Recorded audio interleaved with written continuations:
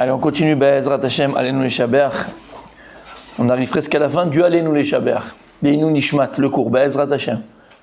Non, oui, le Nishmat, je voulais dire, c'était. Je me rappelle plus. Non, oui. Mais je me rappelle plus du nom. Bon, il y a un soldat qui est parti là. 2 minutes, excusez-moi. Je vais retrouver le nom. Aujourd'hui ? Hier soir, quoi. Ouais. Francophone, je dis français. Voilà. Voilà, Nishmat, Uriel, Cohen, Ben, Emmanuel, Racheli. Nishmat Began Eden. Erefo Shema, Abdil, Uriel, Jacques Ben Marcel Simcha, Gérard Shlomo Ben Neni Uraïda, Yair Yitzhak Chai, Yecheskel Ben Myriam Mindel, Vet Kati Valérie Laskola, Bat Irène Taïta. Kadash Brûla Ben Roshema, complète et entière.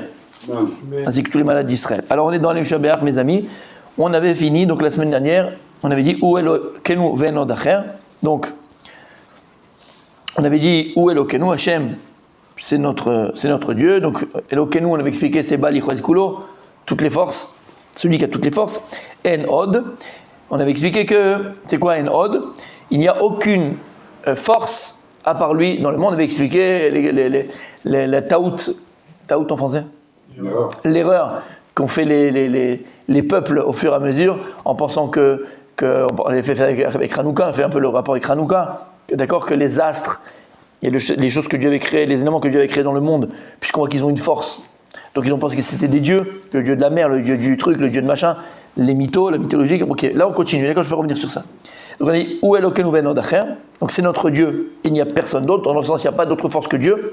Et même ce qui te paraît être des forces, ce ne sont pas des forces qui sont inhérentes à elles-mêmes. Emet malkenu ve'efes zulato. Donc on dit Emet malkenu, traduction, Emet malkenu. Notre roi Emet, il est vrai. Donc la vérité de notre roi, Emet malkenu. Ve'efes zulato. Ve'efes zulato. Et Efes, c'est 0 en hébreu. Efes, c'est 0. Ve'efes zulato, en pshat, et 0 à part lui. On a dit ve'en od acher. Vous vous rappelez? Ve'en od acher. En haut, on a dit il n'y a pas d'autre que lui. Ve'en od acher. On avait expliqué le acher, c'est la guerre d'Amalek. La guerre d'Amalek, le safek, le doute, qui veut nous mettre entre Acher et Echad, la différence entre le Resh et le Dalet. Mais là on dit Emet Malkenu, notre roi, il est vrai, Ve'efes Zulato. C'est pas qu'il n'y a personne d'autre que lui, c'est Ve'efes Zulato. À part lui, tout le reste est 0. 0. Alors qu'est-ce que ça veut dire? Nous dit le Rav Friedlander, écoutez bien, Sri Shvacha. Emet Malkenu. Hashem Yitbarach ou Muchar HaMetziut. Hashem Yitbarach ou Muchar HaMetziut. Quand on dit que Dieu il est Emet, Dieu il est vrai, c'est un Dieu de vérité, on vient dire que Hashem il est Muchar HaMetziut. C'est lui qui oblige les réalités. C'est lui qui fait la réalité. Muchar HaMetziut. Alors, il n'y a pas écrit qu'il fait, mais juste pour qu'on puisse comprendre. Muchar en hébreu, c'est obligé. Obligé, ça veut dire que c'est lui qui oblige la réalité. La réalité naît, N apostrophe, d'accord, uniquement par Dieu. Ou Muchar HaMetziut. Et Muchar, ça vient aussi du mot la chiach. La chiach, c'est obliger quelqu'un à. Voilà, aussi, c'est réprimandé. Mais là, la chiach, c'est aussi obligé, exactement. Dans le sens obligé. C'est lui, Emet Malkenu, c'est cette vérité de Dieu. C'est quoi la vérité? C'est qu'il n'y a pas d'autre réalité que celle de Dieu. En 2 mots, ça veut dire ça. Et tout ce que tu prends pour des réalités, comme on a expliqué pendant la semaine, Ani Rishon Vani Acharon, tu te rappelles? Ani Rishon Vani Acharon. Il dit à Kadosh Baruch Hu, je suis premier, je suis dernier. Alors on a posé la question, on peut dire sur Dieu qu'il est premier, qu'il est dernier, Dieu il est tout. Donc c'est bizarre, non. Kadosh Baruch Hu nous apprend quelque chose. Là ici, le verset, il est puissant. Ani Rishon Vani Acharon. Parce que Hachem il sait, on est fait d'accord, on le fait Dieu, on le fait d'accord. Et à partir du moment où on est fait d'accord, alors on peut se laisser, en français il y a un mot, leurrer. On peut se laisser leurrer. Et penser que ce qu'on vit, ce qui nous entoure, Et quand je parle de ce qui nous entoure, c'est aussi bien au niveau, on va dire, sentimental, émotionnel, psychologique, dans le travail, visuel, d'accord ? Tout ce que tu vis, la vie en général, la vie avec un grand V, ben, tu peux penser que les choses existent par elles-mêmes et que ce que tu vois et ce que tu vis, c'est une réalité en tant que telle. Elles sont. Non, elles ne le sont pas. Rien n'est, puisqu'en plus, de toute façon, même en physique, on le sait, tout est d'énergie. C'est un leurre, la table, c'est un leurre, la chaise, c'est un leurre, les arbres, c'est un leurre, tout est un leurre. On va expliquer à quelqu'un que finalement, ce que tu vois, c'est que l'énergie. Il n'y a rien, un bon mamache, un cloum. Il n'y a rien, c'est de l'énergie. Donc c'est un leurre. Mais en réalité, c'est un leurre. Tout ce que tu penses, alors même au niveau maintenant de la vie, je veux dire émotionnelle, de la vie sociale, tout ce que tu vis sont des leurres. Parce que tu penses une seconde que ton patron, il est. Quand on dit qu'Akadosh Baruch Hu Muchar HaMetziut, Dieu, Hashem Yitbarach, c'est lui qui oblige la réalité. Ça veut dire que toutes les réalités que tu vis, toutes les situations que tu vis, toutes les histoires que tu vis dans ta vie, c'est Akadosh Baruch Hu. C'est ce qu'on avait dit, Ani Rishon Vani Acharon, c'est pas que Dieu dit, je suis premier, je suis dernier. Alors, Badag, on ne parle pas par rapport à Dieu. Ici, on ne parle pas par rapport à Dieu tel que Dieu il est, parce que Dieu il est infini. On ne peut pas s'exprimer comme ça sur Dieu. Dieu il est premier, Dieu il est dernier. Et là, pour t'expliquer que Dieu c'est quoi ? C'est son nom. Et c'est quoi le nom de Dieu ? Yud, Ke, Vav, Ke, Yud. Après c'est un He, je ne dis pas le He parce qu'on ne peut pas le dire, mais Yud, après il y a le He, après il y a un Vav, et après il y a un He. Nachon, ça c'est Dieu. C'est le nom de Dieu, et c'est ce qu'il est, infini. Ani Rishon Vani Acharon. Si tu prends les lettres qui viennent avant Yud Ke Vav Ke, avant le Yud, c'est un tête, avant le He, c'est un dalet, avant le Vav, c'est un He, avant après le He, c'est encore un dalet. Tu prends la valeur numérique de ces lettres-là, ça fait 22. Et si tu dis Ani Acharon, Ani Rishon Vani, tu prends maintenant Acharon, les dernières lettres du nom de Dieu, Yud Ke Vav Ke. Après un Yud, il y a un Kaf. Après un He, il y a un Vav. Après un Vav, il y a un Zayin. Et après un He, il y a encore un Vav. Tu prends la valeur numérique des lettres qui viennent après Yud Ke Vav Ke, ça fait 39. 39 plus 22, ça fait combien ? 61. 61, c'est combien ? Ani. Ani. C'est je. Je suis. Ani Rishon Ani Acharon. Qu'est-ce que tu crois ? Ta vie, tu la vis comme quoi ? Comme si j'étais pas là, comme si ton patron c'est ton patron, comme si les voisins que t'as c'est tes voisins, comme si la voiture que t'as c'est ta voiture, comme si... Ani ! Ani Rishon Vani Acharon. Tu viens dans ce monde-là ? Ani ! C'est moi. Mais attention, il y a Kadosh Baruch Hu, Yud Ke Vav Ke, l'infini. Je vais me cacher dans ta vie. Je vais me cacher dans ta vie. Et je vais me cacher... Il va falloir chercher. Voilà. Mais... Si déjà t'as Mouda lésé, c'est quoi Mouda lésé ? Mouda lésé. Si déjà tu le sais dans le sens. Ouais. D'accord ? C'est connu quoi. Voilà, si déjà tu le sais, c'est déjà plus facile de le trouver. Parce que Dieu il te dit où tu veux me chercher ? Je suis partout. Je suis partout. Les Avdil, sans vouloir, attention, rabaisser quoi que ce soit. Chaz v'shalom. Je suis même dans ton steak, il te dit à Kadosh Baruch Hu. Je suis même dans ton steak que tu manges chez moi. Ne crois pas une seconde que le steak que tu as dans ta table, c'est toi. Ben bien sûr, j'ai travaillé, j'ai amené mon gagne-pain, j'ai fait, et c'est ma parnassa, et je me suis fatigué. Super, je t'applaudis. Tu as fait ce qu'il fallait faire. Mais même le steak qui est dans l'assiette, c'est moi. La voiture que tu as, c'est moi. Et a fait. La chaise sur laquelle tu t'assois, c'est moi. Le toit que tu as sur la tête, c'est moi. Quoi explique-moi quelque chose qui n'est pas moi. Ani, Rishon. Ça a accepté ça. La Emouna, ça a accepté ça.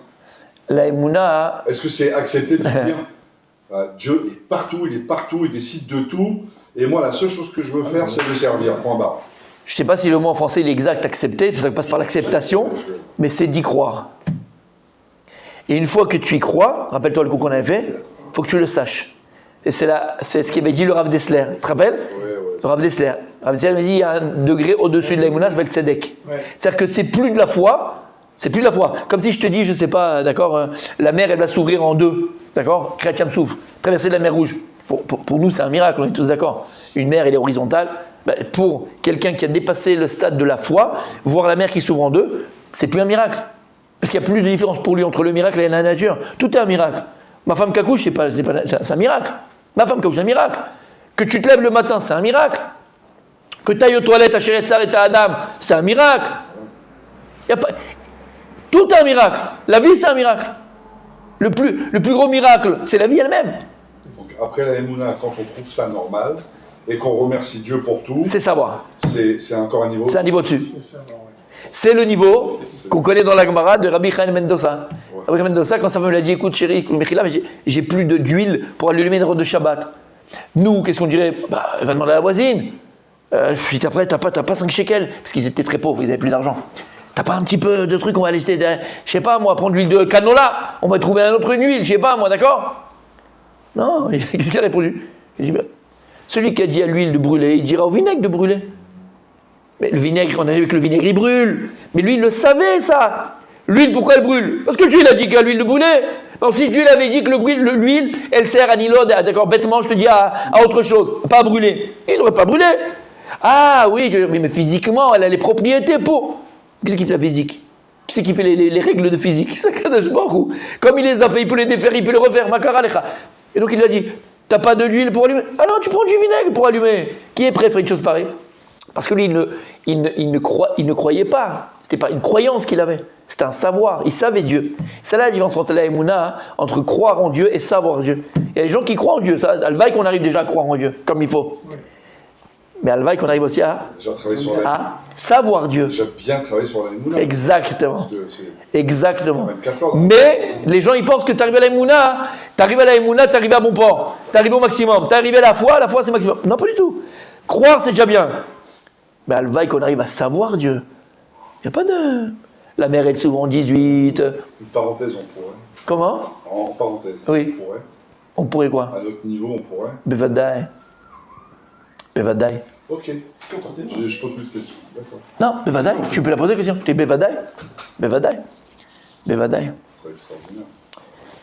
Exactement. C'est le niveau d'Abraham Avinu. Il dit le Rav Desser. Abraham Avinu est arrivé à ce niveau-là. Il croyait pas en Dieu, Abraham Avinu. C'est petit pour lui croire en Dieu. Il savait Dieu. Tu me donnais un exemple, d'accord? tu me donnais l'exemple, il est tellement merveilleux. C'est un exemple magnifique, c'est la vérité. D'un enfant avec son père. D'accord? Un enfant, il monte sur les marches. Il veut se jeter des marches des escaliers sur... On a tous joué à ça, d'accord? Les marches sur son père. Il ne croit pas à l'enfant. C'est pas qu'il se dit, bon, je me jette, mais je suis sûr que mon père, il va me rattraper. D'accord? C'est un peu un coup de poker. Mais je suis sûr que mon père va me rattraper. Il est mamine, il croit en son père. Je me jette de la troisième marche vers lui. Il va me rattraper, mon père, j'ai pas peur. D'accord? Ça, c'est la Emouna. Hein? Non! Un enfant, il croit pas. Un enfant, il sait. Il sait, un enfant, il croit pas que son père va le rattraper. Mais il sait que son père va le rattraper. Tu comprends? Nous, quand on a la Emouna, on veut chercher la Emouna, on le fait, entre guillemets, allez, je crois, je suis sûr que Dieu, il va m'aider. Mais on a une peur au ventre, quand même. Tu comprends? Je le fais, mais... Non, là, l'enfant, quand il se jette, d'accord, sur le bras de son père de la troisième marche, ou quatrième ou cinquième marche, il ne croit pas que son père va le rattraper. Il le sait. Mais c'est pareil. Et c'est un enfant, c'est pas un adulte. C'est un enfant. Et je vais te dire plus. Parce que c'est un enfant, il le sait. Si c'était pas un enfant, il pourrait pas... Il n'est pas esquinté, quoi. T'as compris? Si maintenant toi t'es adulte et il y a un autre adulte qui est là-bas en face de toi qui te dit vas-y, saute, je t'attrape. Oui, oui, parce que tu te dis mais peut-être que le tir en face de moi, il est pas assez fort. Peut-être tu vas commencer à rentrer dans des comment on appelle ça, dans des calculs complètement farfelus. Mais peut-être qu'il a pas assez de force, ou peut-être que c'est un rusé, peut-être qu'en fait il veut que je tombe, peut-être que en fait 1000 raisons que tu vas trouver, d'accord?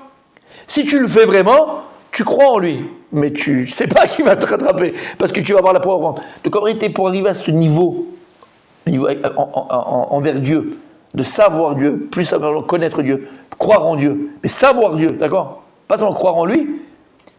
Tu m'as dit ce qu'on peut arriver. Ce qui arrive, c'est uniquement ceux qui sont restés à cet état pur d'innocence dans leur relation entre lui et Dieu. Mais si tu commences à trop réfléchir, trop faire de calculs, trop faire de... D'accord? Tu resteras dans la Emouna. Tu resteras dans la Emouna. Il faut l'innocence d'un enfant. Et si je peux me permettre, c'était pas la Emouna de nos grands-mères. C'était pas la Emouna, c'était le tzedek. Nos grands-mères, elles croyaient pas en Dieu. C'était pas la Emouna. Elles savaient que. Elles savaient. Il n'y a pas, il y a Rabbi. Elles savaient. Et tu sais pourquoi? Et tu sais pourquoi? Rabbi Mar. Et tu sais pourquoi elles savaient? Tu sais pourquoi elles avaient ce niveau-là? Parce qu'elles ne savaient pas lire, parce qu'elles ne savaient pas écrire, parce qu'elles ne savaient pas, elles n'allaient pas au Talmud Torah, elles n'allaient pas un Gemara, elles n'allaient pas un machin. Elles n'ont pas abîmé leur Emouna. Parce que dès que notre Emouna devient intellectuelle, notre foi devient intellectuelle, elle est abîmée. Elle est limitée. De la manière que ton intellect, il est limité. Si ta Emouna, ta foi, elle dépend de ton intellect. Donc tu la limites. Tu ne peux pas arriver au savoir. Comment? Tu peux chercher le savoir, la connaissance. Bien sûr, mon tzaddik. Bien sûr, mon tzaddik. Mais là où est le danger aussi. Bien sûr. Bien sûr. Mais si tu restes même à ton niveau, à notre niveau, à étudier Gemara, Rachid, Tosfot, Mefarshim, et Tata, et tu commences à ramener et ouvrir des trucs et machin, c'est magnifique, c'est extraordinaire. Ça t'ouvre tous les canaux spirituels. Mais d'un autre côté, il y a malgré tout quand même un danger. C'est que tu peux arriver à un niveau et de croyance intellectuelle. Parce que lorsque Narshon Ben Yadav, il est rentré dans l'eau, Kriyat Yam Souf, la traversée de la mer Rouge, et quand Narshon, il ne s'est pas posé de questions. Tous ceux qui se posaient des questions, ils étaient derrière. Ouais, mais regarde, il y a la mer, on va faire comment? Bon, écoute, peut-être que Dieu n'attend pas ça de nous, tu comprends? Dieu, il n'est pas quand même comme... C'est pas... Il n'a pas... Nos grands-mères là-bas, elles seraient entrées les premières. Il y a Shmuel qui vient avec moi. Il y a la Bible est là, qu'est-ce que tu fais? Nous, on n'aurait pas fait ça, mamie, écoute. La Torah nous demande de réfléchir. Il faut arrêter. On réfléchit par la Torah. Attention, on ne parle pas par la Torah. Par la Torah. Qu'est-ce qu'il a dit à Kadosh Baruch Hu, Moshe Rabbeinu? On cherche une marloquette. Qu'est-ce qu'il a dit à Kadosh Baruch Hu? Mais Kriyat Yam Souf, traverser la mer Rouge. Qu'est-ce qu'il lui a dit à Moshe Rabbeinu? Daber Israël Beisaou. Stop. C'est pas le moment de prier. Mais qu'est-ce que tu fais? Qu'est-ce que tu fais, Moshe Rabbeinu? C'est pas le moment. Le moment, c'est de me savoir. Comme dit le Ramban, pourquoi Dieu il a fait autant de miracles en Égypte? Et il a fait les 10 plaies, et dans chaque plaie, il y avait des miracles. C'est pas qu'il a fait des plaies comme ça, des miracles, des petits miracles, d'accord? Dans chaque plaie, il y avait des tonnes et des tonnes de miracles. Ils ont vécu des choses extraordinaires. Il dit le Ramban Lama, pour enraciner dans le cœur de chaque juif la Emouna. Et cette Emouna, elle doit donner un autre stade, un autre niveau. Tu ne vas pas rester au stade de la foi, le stade de la Emouna, croire en Dieu. Cette croyance, elle doit t'amener à savoir Dieu. C'est un peu dans l'histoire du peuple juif contemporaine, on a connu 3 sabbim, 3 grands-pères, on les appelle Saba. Il y avait le Saba de Kelem, vous avez entendu parler? Saba de Kelem, Saba Mikelem. Oui, je suis comme ça. Kelm, c'était une des yeshivot, je rigole, c'était une des yeshivot les plus importantes. Rav Desser, il a étudié à Kelm, chez le Saba de Kelem. Ah bon? Bien sûr. J'étais à Manchester. Quand il était jeune. Quand il était jeune, il était à Kelem. Toutes ces classes, il les a fait chez le Sabami Kelem. Sabami Kelem, c'est quelque chose de... Alors quand on lit des histoires sur la yeshiva de Kelem et Sabami Kelem, on a l'impression que c'était une yeshiva où il y avait 450 personnes, et ils étaient 30, 20, 25, c'était une élite. Ils ne prenaient pas tout le monde. Pas tout le monde. Sabami Kelem, c'est le père du Moussar. Le père du Moussar. Rav Desser a tout pris de là-bas. Tout pris de là-bas. À Kelem. C'est quelque chose d'extraordinaire. Dans quel pays? Le sabbat, c'est en Lituanie. Ah ouais. En Ukraine ou en Lituanie, je crois que c'est Lituanie. En Lituanie Kelem. Et pour te montrer, il y avait 25 étudiants là-bas, 30, pas plus. Ils se battaient pour aller. Personne ne pouvait rentrer comme il voulait. C'était pas lama. Le sabbat Mikelem, lorsqu'il voyait, une fois il y a un élève qui était là à Yeshiva. Et ils étaient en train d'étudier, tout d'un coup il y avait une vache. C'est dans la prairie, hein, même les villes, il n'y a pas de ville à l'époque, c'est pas des villes, même pas. Et une vache qui s'est approchée là-bas du Beth Midrash, elle s'est mise devant il a regardé la vache, il a juste dit, ah regardez, il y a une vache. Il est parti le voir, il a dit, tu te lèves, tu prends tes affaires, tu peux pas rester ici. Avec Hatzlacha, réussite pour toi. Pas question de spiritualité. Il mettait surtout le dagesh, il mettait surtout l'accent sur Ishuvadat. Avoir un esprit posé. C'est que lorsque tu fais quelque chose, tu le fais et tu te concentres. Il dit Rav Dessler, hein, par exemple, le Sabbat Michael disait toujours, si tu es en retard et le bus, tu le vois passer, tu cours pas après le bus. Ishuvadat, rien ne doit te faire sortir de ton date. Parce que quand tu cours après un bus, tes machins, tes trucs, tu perds un peu l'esprit, d'accord? Tu dois être Ishuvat Da'at. Quand tu attends le bus, c'est à l'époque, hein, aujourd'hui c'est pas Chayar, mais je te parle à l'époque, pour garder la force. Qu'est-ce qu'on fait quand le bus arrive, ou le métro, le machin? On attend, on voit s'il n'arrive pas. Tu restes assis, tu prends ton livre, tu étudies, tu restes là. Quand il vient, t'as pas... Concentration. Là-bas, il a étudié Rav Dessler. Alors, on a eu le Saba Mikelem. Il y a tellement d'histoires sur le Saba Mikelem. On a l'impression, aussi, moi, quand j'étais petit, j'entendais le Saba Mikelem, j'avais l'impression, tu étais un petit comme ça, tu sais, un peu. On a des photos. C'était, ouais. C'est la beauté par excellence. Lui, le Saba Mikelem, c'était une école, d'accord? Son école, c'était la Torah, elle est belle, la Torah, c'est la royauté, et celui qui l'étudie, il doit être aussi beau que la Torah. Donc, tu dois toujours être bien présenté. Il avait un très très beau manteau, comme ça, tu vois, avec un beau manteau, une fourrure magnifique, une barbe hyper belle, un beau chapeau, il était beau. Pour lui, c'était, tu représentes la Torah, donc tu dois être beau, pas, tu sais, comme ça, les machins, beau tu dois être, tu représentes la Torah. Ça, c'est le Saba Mikelem. Il y en a eu plusieurs. Il y a quoi, Saba Mikelem? Il y a eu le Saba Minoverdok. Le Saba Minoverdok, c'était à Noverdok, c'était en Russie, si je ne me trompe pas. C'est aussi une yeshiva qui était là-bas. Mais c'était un autre courant, pas courant, d'accord, dans ce courant comme tu dis, Breslev ou machin. Non, une autre forme de pensée, voilà, dans l'éthique. On parle dans l'éthique, d'accord, dans le Moussa. Forme de pensée. Le Saba Minoverdok, il a écrit un livre, Madrigat à Adam. C'est son livre, Madrigat à Adam. C'est un livre magnifique. C'est le Madrigat à Adam, ça veut dire en français le niveau de l'homme. Et l'école de pensée, lui, c'était que l'argent, la richesse et la Torah ne vont pas ensemble. Tu peux pas. Ouais, lui c'est comme ça. À partir du moment où tu es dans la Torah, tu ne peux pas t'occuper de choses matérielles. Faire de l'argent et les machins. C'est-à-dire que si maintenant toi, tu as un business, tu as ton machin, et ça va forcément te mettre des embûches dans ta Avodat Hashem. À l'inverse du Rav Dessler, c'est l'autre école qui dit non, tu peux lier les deux, et au contraire, c'est un Kiddush Hashem. C'est sanctifier le nom de Dieu. D'accord? À l'inverse. Il y a une super belle histoire qui est ramenée, et ça je vous le conseille, c'est mon livre de chevet aussi. Je ne lis pas de livre en français parce que je n'arrive pas, en général, mais c'est un livre en français qui est super bien écrit. Et c'est un livre de Moussard, c'est-à-dire que tu peux le faire tous les jours et tu ne t'arrêtes pas. C'est le livre sur la vie du Rav Dessler qui a été traduit de l'hébreu en français. C'est un gros pavé, mais hyper bien écrit. Et ta vision du Rav Dessler, elle te change complètement. Parce qu'en plus, quelqu'un qui a étudié les textes du Rav Dessler, tu retrouves beaucoup de choses et tout ça, c'est hyper bien écrit. C'est quoi le nom de livre? Le Rav Dessler. Ouais, il est un peu bleu comme ça, il y a photo du Rav Dessler. Super bien écrit. Et c'est en fait, pourquoi j'ai dit qu'il est super bien écrit? Parce que c'est pas seulement, tu sais, il y a des livres sur les rabbanim, sa vie, c'est... Non, c'est un livre de Moussard. Ils ont fait un truc de fou. Ah, il est merveilleux. Et là-bas, dans ce livre-là, où il raconte la vie du Rav Dessler, il raconte sur le Saba Minoverdok. Aussi. Pourquoi il était aussi à Noverdok? Il n'a pas été lui à Noverdok, mais c'est à la même époque. Et je t'explique, pendant la Première Guerre mondiale, le père du Rav Dessler, le père et l'oncle du Rav Dessler, ils étaient en Lituanie. Hein. Ils habitaient en Lituanie. Et j'aurais plus la ville de localité, mais ils étaient excessivement riches. C'était des milliardaires. D'accord? Donc Rav Dessler, il a vécu jeune, dans une maison où Blainra, il y avait l'aisance. D'accord? Milliardaire. Ils avaient des usines de je sais pas quoi, ça, milliardaires.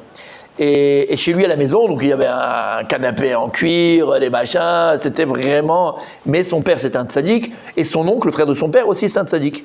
Et ils aidaient beaucoup. Pendant la Première Guerre mondiale, donc c'était la guerre, c'était très compliqué, beaucoup d'yeshivot ont dû fuir le front. Et beaucoup sont arrivés dans la ville où habitait le Rav Dessler, il y avait son papa donc aussi. Et son père, pendant la Première Guerre mondiale, c'est lui qui a subventionné des milliers de yeshivot. Mais dans sa ville, il venait, il les a trouvés à dormir, à machin, des milliers. C'est lui qui donnait avec son oncle. Hein. C'était c'est quelqu'un d'excessivement riche, pas riche, c'était un milliardaire. Et, petite parenthèse, avec la crise de 29, il a tout perdu. C'est-à-dire qu'il avait des valises entières de billets. Ils les utilisaient pour faire le feu. C'était fini. Et il en est tombé malade. C'est pour ça que Rav Dessler, avant la Deuxième Guerre mondiale, il était élu en Angleterre. Parce que son père ne pouvait plus payer tous les sapakim qu'il avait, comment on appelle ça? Sapakim. Un Sapac, fournisseur. Tous les fournisseurs et tout ça qu'il avait, il avait des dettes, parce qu'il ne pouvait plus les payer. Et son père, c'était quelqu'un, même les non-juifs l'adoraient, parce qu'il était très droit, il payait quand il à l'heure. Et il avait tout perdu en un instant, quoi. Tout perdu, tout. Il est tombé malade, son père, hein, de ça. Il allait mourir, quoi. Il a eu peur que son père meure. Et son oncle, il en est mort, d'ailleurs. Son oncle, il en est mort. Mais son père, Rav Dessler, il a dit à son père, regarde, papa, t'inquiète pas. Jusqu'au dernier centime, tu paieras aux gens que tu dois, parce qu'il était malade, son père, de ça. Et il est parti en Angleterre pour faire des cours et de machin, gagner de l'argent. Il a envoyé tout à son père pour qu'il puisse rembourser. Rav Dessler. Et c'est comme ça qu'il est arrivé en Angleterre. Et quand la Deuxième Guerre mondiale a éclaté, lui était en Angleterre et sa femme et sa fille et son fils, ses fils, ils étaient restés en Lituanie. Il n'avait pas de nouvelles. Pendant 5 ans, il ne les a pas vus. Et ils ont réussi à s'enfuir. Ils sont partis en Australie. Ils ont atterri en Australie. Pendant 5 ans, il n'a pas vu ni sa femme ni ses enfants. Un truc de fou. D'accord, bref. Je raconte l'histoire. Alors, c'était la Première Guerre mondiale. Et le Saba Minoverdok qui débarque chez son père. Lui, il est jeune, il raconte. Et donc, il y avait le Saba Minoverdok qui a passé Shabbat avec son père et tout. Et je vous dis, la chita, d'accord, du Saba Minoverdok, c'était on ne peut pas étudier marier l'argent et la Torah. Ça ne va pas ensemble. Ça, d'accord. Et il raconte qu'à la fin du Shabbat, ils ont fini Shabbat, tout ça. Le Saba Minoverdok, non seulement c'était quelqu'un voilà, c'était sa chita, mais il était très, très, très, très dur et très émette. Il était vrai. Il avait quelque chose à dire, il le disait. Il n'y a pas de tmanique et tout. C'était dur, très dur. Minoverdok, c'est connu, tu vois, c'est dur. Il n'y a pas, pas camarade, entre guillemets. Et j'ai un truc à dire, je le dis, il y a machin, émettre, c'est le émettre. Oh, c'est Shabbat, il finit la Havdalah, il enlève ses chaussures, le Minoverdok, et il monte sur le canapé là, en cuir magnifique du papa de Rav Dessler et tout. Il commence à sauter dessus. Pourquoi il fait ça? Pour montrer au père du Rav Dessler que c'est quoi ça? C'est pas une maison de Torah. On peut pas avoir un canapé en cuir, une maison. C'est pas Torah. Pour montrer que c'est pas Torah. Et Rav Dessler raconte que son père il a pas bronché, il a machin, mais il lui a dit Efcha, on peut faire les deux. Et donc c'était entre guillemets deux sortes. Pourquoi je dis Saba Minoverdok? Parce que le Saba Minoverdok, il était mamash. Alors son livre Madriat Adam, hyper intéressant. Et au début, sur quoi il travaille avec ses élèves le plus, c'était le bitachon. Alors pas Emouna bitachon. Quelle différence entre Emouna et bitachon? On sait très bien. Emouna, donc c'est la foi, c'est la foi, d'accord. Bitachon, la confiance. C'est la pratique, la confiance, mais la pratique. La foi et la confiance. C'est-à-dire la foi, c'est théorique. Le bitachon, qui est la confiance, c'est dans la pratique.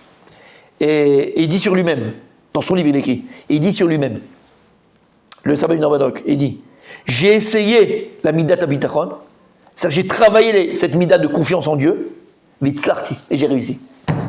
Et ça a marché. Et c'était comme ça qu'il enseignait à ses élèves.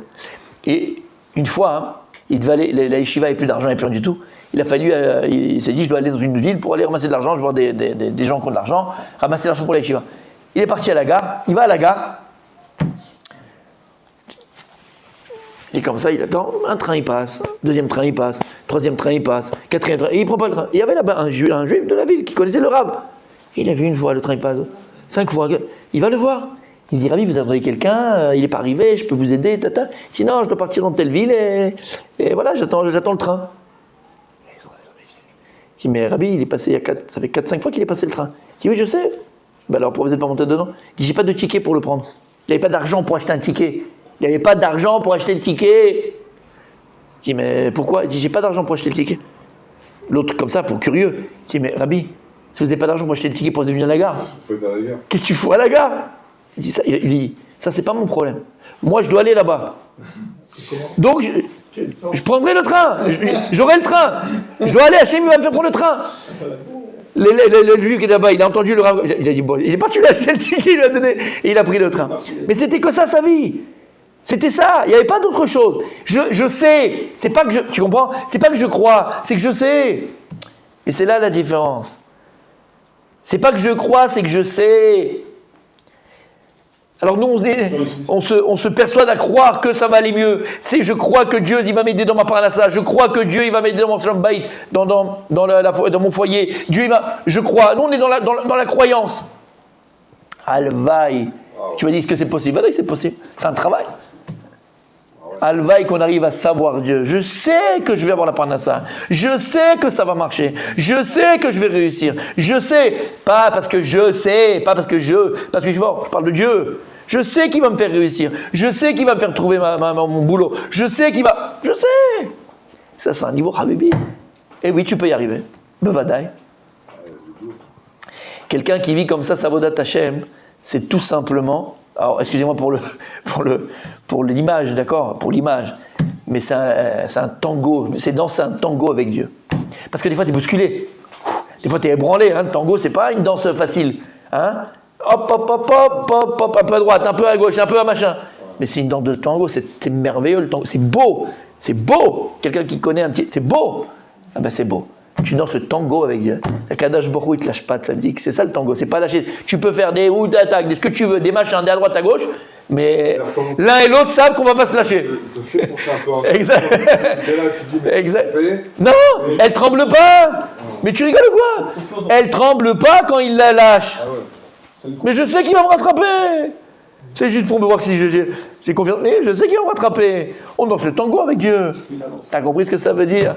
On danse le tango, ça dit que c'est pas que je crois, c'est que je sais. Et c'est merveilleux. Et je vais vous dire encore plus.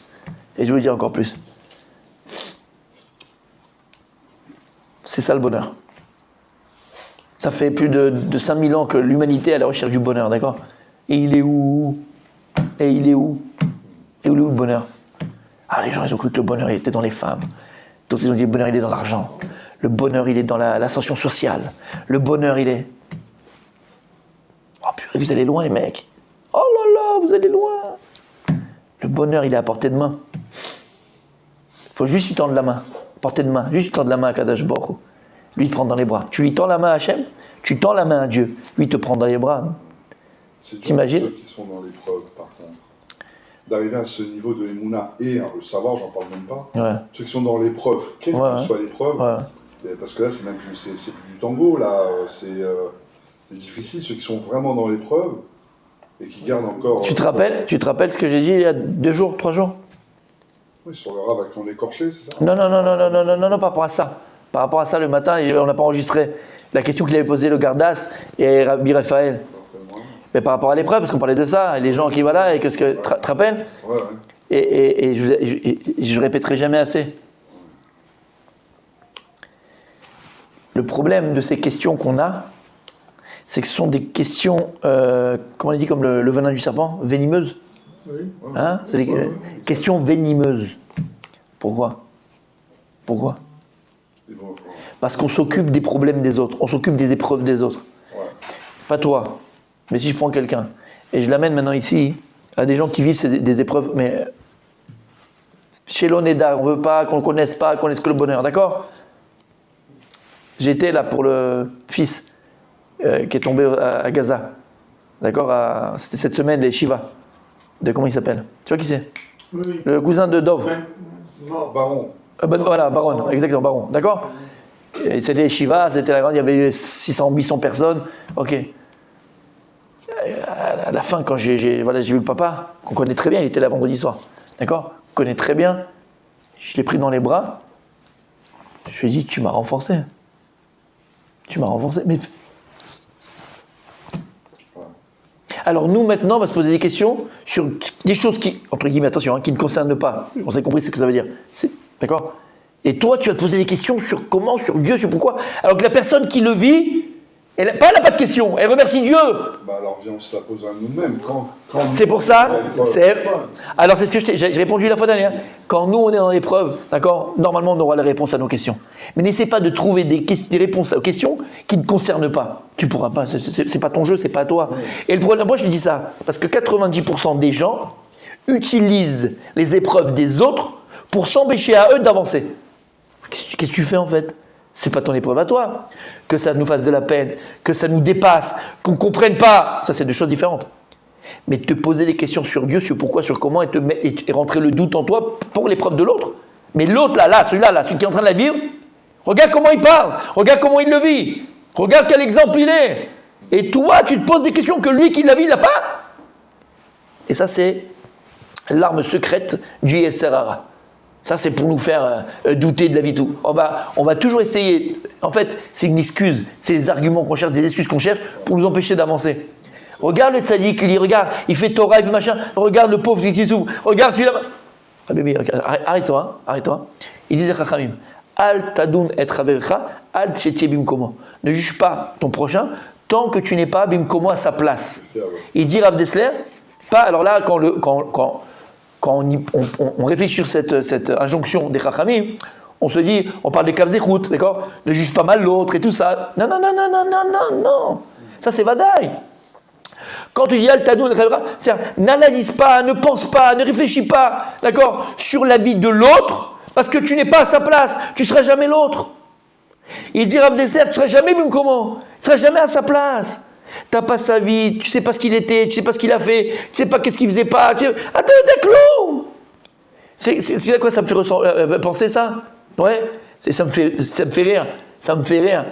C'est qu'on essaye d'envoyer des fusées, des machins sur la planète Mars, sur Pluton, sur Pluto, sur avant, sur après. On ne sait même pas ce qui se passe sur la Terre. On connaît 5% de la faune aquatique, des océans, 5% de ce qu'il y a là-bas. Tous les jours, on découvre des milliers, d'accord, des dizaines ou des centaines de nouvelles espèces marines. C'est-à-dire que tu comprends bien qu'on ne connaît rien sur la Terre et tu vas essayer de comprendre des choses qui nous dépassent. Mais c'est pareil. C'est de la foutaise tout ça. Planète Mars, planète machin. Attends, tu connais toi la Terre, comment ça marche, on connaît rien de la Terre. On connaît rien. Tous les jours on découvre des choses. Prends National Geographic ou tous les machins, d'accord? Je te parle. Tous les jours on découvre des choses magnifiques. Et c'est là qu'ils se rendent. Tu cherches une vie ailleurs, il ne se connaît même pas la vie ici. En fait,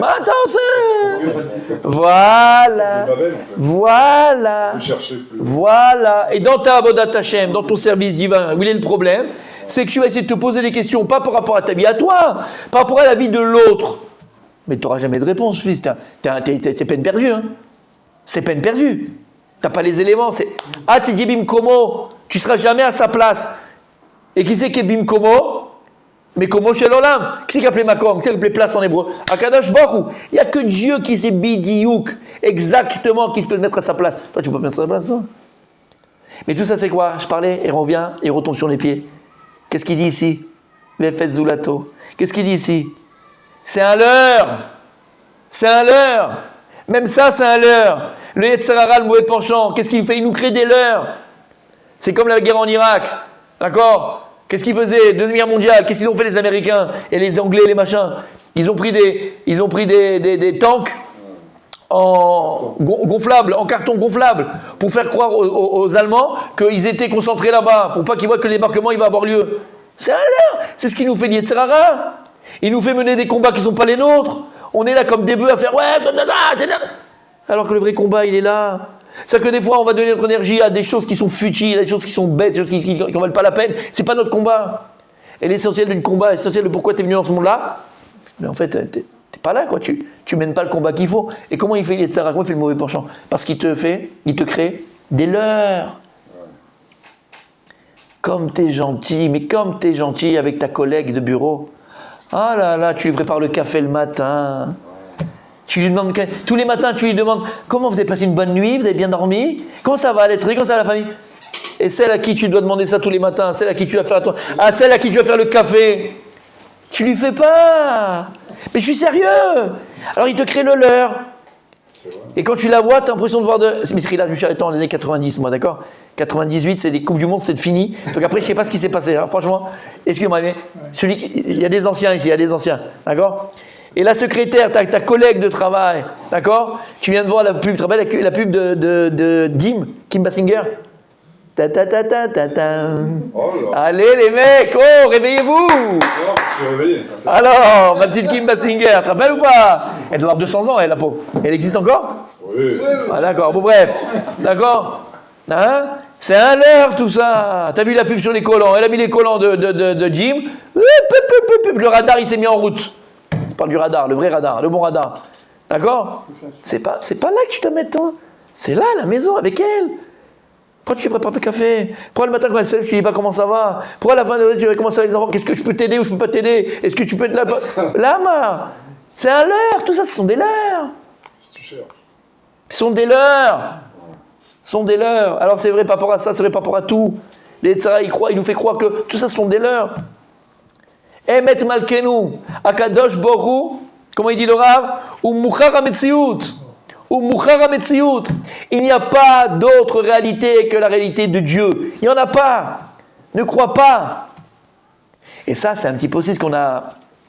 Comment dire, c'est un petit peu notre on va pas dire pédigré parce que c'est pas vrai, mais un peu l'éducation qu'on a reçue en France. Parce qu'à partir du moment où en 1900, je sais plus combien vous allez me le dire, parce que je ne me rappelle plus vraiment de la date, au début 1900 et quelques, d'accord, 1904 je crois, ou je sais pas, la séparation de l'État et de l'Église et de l'État. 1905, je n'étais pas loin. 1905, la séparation de l'Église et de l'État, tu vois. Mais en fait, on veut dire, voilà, il y a la laïcité, ce qu'on appelle la laïcité, et il y a le monde religieux. C'est une aberration de faire une chose pareille. Tu ne peux pas séparer l'un de l'autre. Tout est Dieu. C'est ce qu'ils ont voulu créer. Ils ont voulu créer une réalité autre que Dieu. En séparant l'État, entre guillemets, de l'Église, d'accord, mais la religion de l'État, tu essayes et tu espères créer une autre réalité que la réalité de Dieu. C'est pour ça qu'on peut se marier civilement, ce qu'on veut faire en Israël. Hein, vous voulez faire ça en Israël? On peut se marier civilement, on peut même être enterré avec son chien maintenant en Israël. Donc il y a une autre réalité. On veut nous faire croire qu'il y a une autre réalité à part la réalité de Dieu. Je ne parle pas de religion en tant que telle, je parle de Dieu. C'est en fait enlever Dieu de la réalité de tous les jours. Mais ça n'existe pas, ça. C'est pas possible. Umuchar à Metsiout. Ça te comprend bien, si tu enlèves et tu sépares le divin, tu sépares Dieu de ta réalité, le monde n'existe plus. Et vers quoi, depuis 1905, le monde y tend? Vers quoi le monde y... Dans quel sens le monde? Est-ce que le monde s'est amélioré par rapport à avant? Pire en pire. On est tous d'accord? D'accord? Les hommes peuvent devenir des femmes, les femmes des hommes, les enfants, on peut les trucs à 5 ans. C'est des choses aberrantes, à Shemishmor. C'est une horreur ce qui se passe. C'est une horreur ce qui se passe. Avec ma soeur et mon frère, vous savez, dans toutes les familles, les frères et sœurs, on a tous des groupes WhatsApp. Tu sais, avec le groupe La Famille, avec tout le monde, et puis il y a le groupe du grand groupe, après il y a les sous-groupes, et le sous-groupe du sous-groupe, c'est comme ça. Exactement, tu connais, voilà. Exactement. Et avec ma soeur et mon frère, on se voit très souvent, très nostalgique, tu sais, des trucs quand on était petit. Il y a plein de trucs comme ça, tu sais, les bruits de l'époque. Là, j'ai trouvé un truc, les bruits de l'époque. Alors, le bruit du téléphone, c'est quand tu faisais le rond, là. Ouais. C'est comme... D'accord. Le bruit que tu... Bah, bien sûr, c'est notre époque, bien sûr. Nous, on est le passage entre les deux. Hein. D'accord. Tu sais, la cassette, tu mets dans le Walkman et tu fais le Walkman. Ce bruit-là, le bruit de VHS quand tu mettais dans le magnétoscope, c'est un bruit. Mais rien que le bruit, il est magnifique. Mais le bruit, il est magnifique. C'est le bruit, tu sais, des jeux qu'on avait quand on était petits, avec dans l'eau, c'est des petits trucs comme ça que tu vas mettre dans des... Tu appuies sur les boutons comme ça, des petits boutons dans l'eau, et hop, ça monte et ça va te mettre dans des barres comme ça. Le bruit de ça, des bruits de jeux. Voilà. Et on s'envoie. Voilà. On s'envoie des dessins animés qu'on voyait quand on était petits, tu sais. Il y avait Heidi, c'est mon époque, moi. Heidi, comment elle s'appelle l'autre là aussi là? Bref, on sait, d'accord. Princesse Sarah, princesse machin, des trucs. Mais c'était mignon. L'homme qui tombe à pic. C'était joli. L'agence touriste, il tuait personne, il tirait par terre à chaque fois, il n'y avait pas de mort. C'est le seul truc, il n'y a pas de mort, il n'y avait pas. Et c'était sympathique, c'était mignon. Oui ou non? Non mais franchement. Alors nous on était plus petits, mais toi c'est Arnold et Willy et toutes ces choses-là. Mais c'était mignon. Madame est servie. Oh là là, c'était joli. Il n'y avait rien. Tu comprends ce que je veux te dire? Regarde le monde, en quoi il est arrivé à Shemishmor. Regarde le monde, en quoi il est arrivé à Shemishmor. Que Dieu nous en préserve. C'est vrai qu'on voit des choses. Mais en vérité, tout ça, pourquoi? Parce qu'on essaye de sortir Dieu, on essaie d'enlever Dieu de la réalité. Il peut y avoir une réalité autre que Dieu, ça n'existe pas. Ça n'existe pas. Et pourquoi, encore une fois? C'est quoi? C'est une forme d'idolâtrie. La laïcité, c'est une forme d'idolâtrie. L'idolâtrie, c'est pas pour dire que Dieu n'existe pas. C'est pas pour dire que Dieu n'existe pas. Parce que, en vérité, si tu te dis qu'il y a Dieu, Dieu il est là, Dieu lui présent, Dieu c'est la réalité, bah, comment tu veux que je trompe ma femme, comment tu veux que je vole, comment tu veux que machin? C'est pour se permettre d'être mauvais. Tu comprends? C'est ça la tour de Babel. La tour de Babel c'était quoi? La tour de Babel c'était quoi? Bah, Dieu reste là-haut, laisse-nous kiffer. Ah, si Dieu il est là, c'est impossible, on ne peut pas kiffer. Parce qu'on est obligé. On te doit. La laïcité, c'est éliminer Dieu du quotidien. C'est ça. Voilà. C'est ce qu'on vient de dire maintenant. Ça veut pas Voilà. Après, Mouchar HaMetziut, il y a une autre réalité que Dieu. J'enlève Dieu de mon quotidien. Voilà, c'est le mot. Et comme je viens de le dire, comme il dit le Rav, si tu enlèves Dieu de ton quotidien, si tu enlèves Dieu de ta réalité, mais la réalité n'existe plus puisque c'est Dieu qui fait la réalité. Et donc le monde, tu le détruis. La galoute, c'est problématique. Alors. Là. La galoute. Oui. je te suggère le cours entre Galoute et Géoula. Il y a fait, les pleurs. Ah oui, magnifique. Elle est nécessaire, pour Israël, mais elle est problématique. C'est un leurre. Gola et Géoula. Bien sûr. C'est Emet, c'est un leurre. Même s'il était nécessaire. Mais c'est un leurre. Il faut sortir des galoutes, exactement. Et en un instant. Alors juste on continue, on a fait, Mechila mes amis, je vous assure, je croyais vraiment avancer. On a fait, même pas une phrase. On a fait 3 mots. Non, du Rav, il n'a pas fini l'explication le Rav. Là je suis dans 3 mots, on est dans Emet Malkenou. Et dans Emet Malkenou, j'ai fait 3 mots du Rav Friedlander, 3 mots. C'est pas grave, parce qu'on a appris plus que n'importe quoi. Emet, mais j'espère qu'on finira avant 2033 quand même. T'as compris. Alors on continue ce qu'il dit. Donc Hachem Ibarach, c'est quoi Emet Malkenou? Dieu c'est un roi de vérité. Ou Mouchar HaMetziut. Donc Akadosh Baruch Hu c'est lui qui oblige la réalité. On ne peut pas séparer la réalité de Dieu, c'est pas possible. C'est la réalité. Vekol abriat luyabo. Et toute la création dépend de lui. Toute la création dépend de lui. Aïe.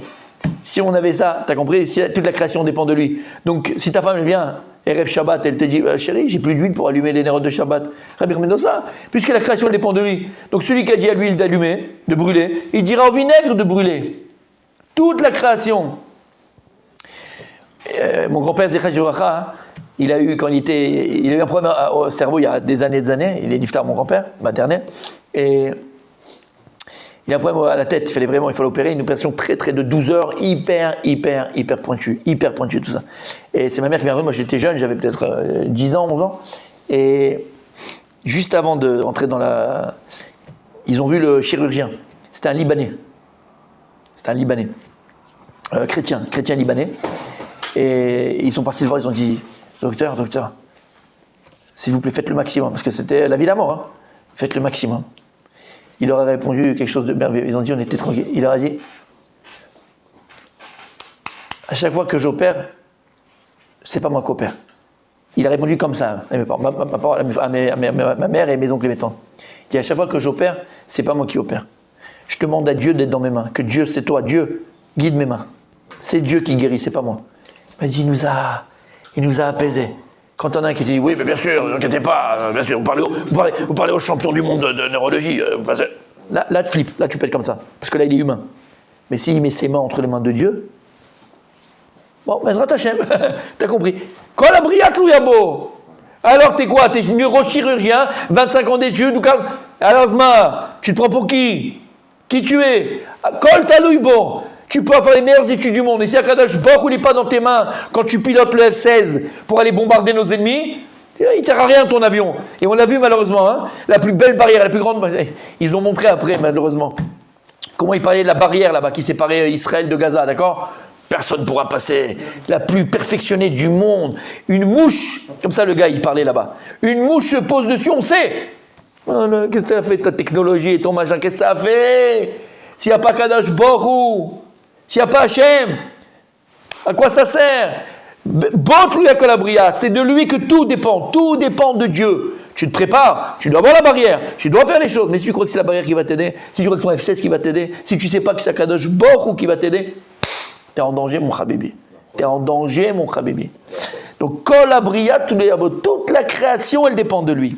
Ve'u bilti talui bishum davar zulato. Et lui ne dépend de rien d'autre que lui. Dieu ne dépend pas d'autre chose que lui-même. Alors qu'un médecin, il dépend de sa fatigue. S'il n'a pas bien dormi la veille et il va faire l'opération, je ne sais pas comment ça va se passer. Si le pilote il a trop bu, tu sais qu'on fait des alcotests au pilote de ligne avant de prendre l'avion. Vaut mieux quoi. S'il a fait le 31 décembre, il a fait la fête avec Suzy, c'est chaud mon ami.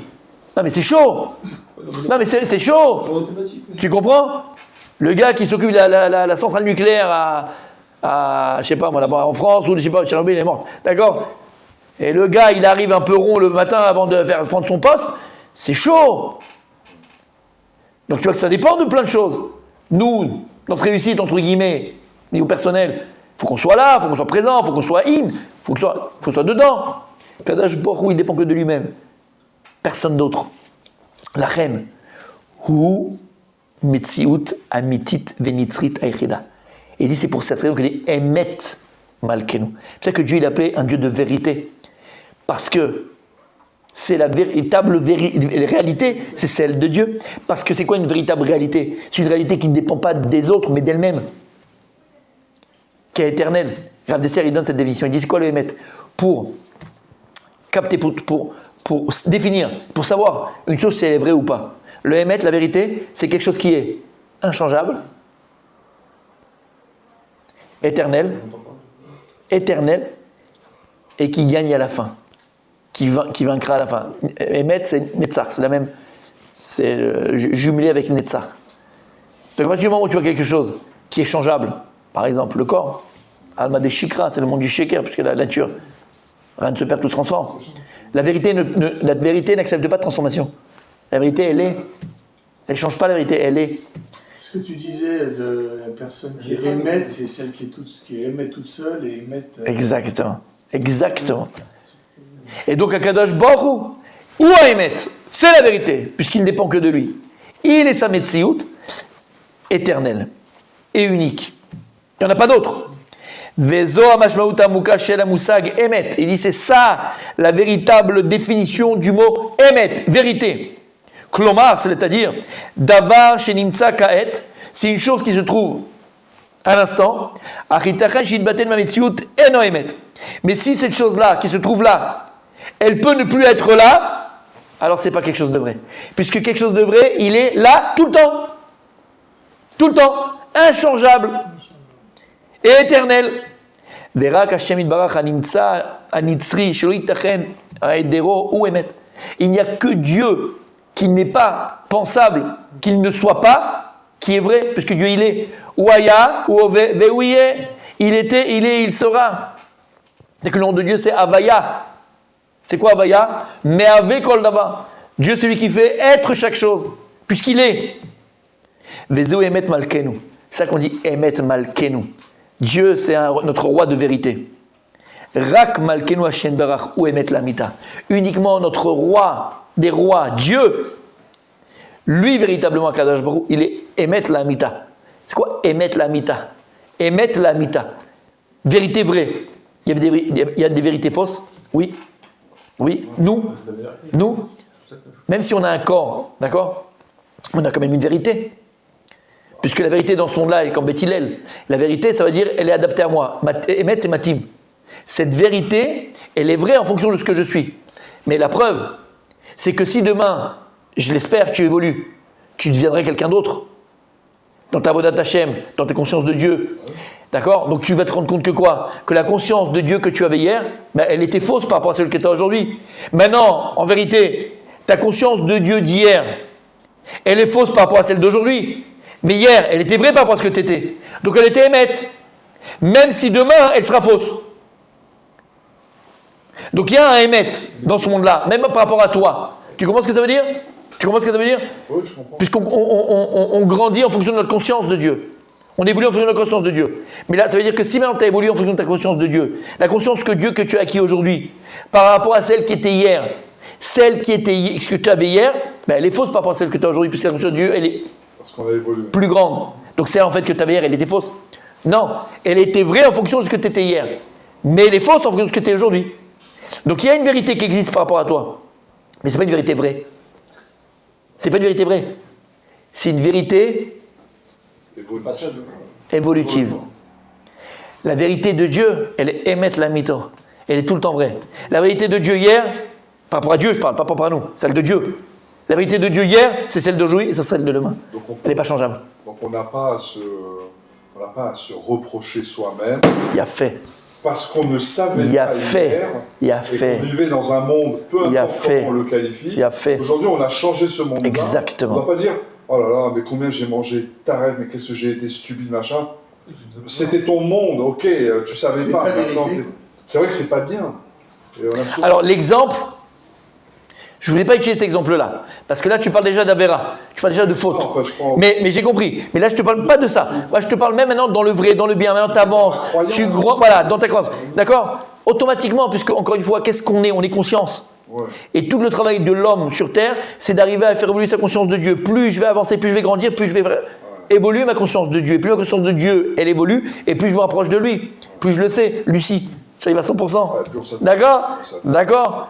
Mais en vérité, quand tu évolues, moi, quand je me vois maintenant il y a 10 ans, ma conscience de Dieu que j'avais il y a 10 ans, par rapport à celle que j'ai aujourd'hui, elle est fausse.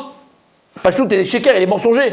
Elle est fausse aujourd'hui, mais elle l'était. Mais voilà, elle était vraie il y a 10 ans, malgré qu'elle soit fausse aujourd'hui pour moi. Ça veut dire que tu vois que quoi? Tu vois que la vérité, elle existe. On a une vérité. Ouais. Mais ce n'est pas une vérité vraie, puisqu'elle est évolutive. C'est une vérité qui nous correspond à un moment donné. Mais à Kadosh Baruch Hu, il n'y a pas. Voilà.